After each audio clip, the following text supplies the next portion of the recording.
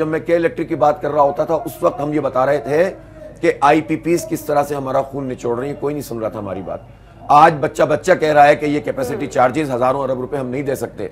ये हजारों अरब रुपए में बाहर की भी हैं 23%, लेकिन तकरीबन 70% के करीब तो लोकल हैं। इनमें से गवर्नमेंट के शेयर्स भी 50% से ज्यादा उसमें मौजूद हैं। तो क्यों नहीं कम हो सकते? ये जो बिजली हम खर्ची नहीं कर रहे, जो बन नहीं रही, उसके पैसे में और आप दे रहे हैं, तो हम नहीं देंगे। ये सीधी बात है। इसको रिविजिट करना पड़ेगा, रीनिगोशिएट करना पड़ेगा, जिनके मुआहदे मुकम्मल हो गए उनको बंद करना पड़ेगा।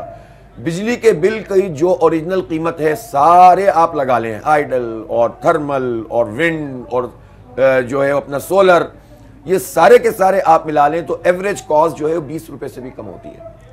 जबकि अगर आप अपनी प्रायोरिटी बनाएं तो जब आपकी जो कैपेसिटी ज्यादा है, 41,000 मेगावाट आपकी कैपेसिटी है, तो आप सिर्फ वो चलाएं जो सस्ते हैं।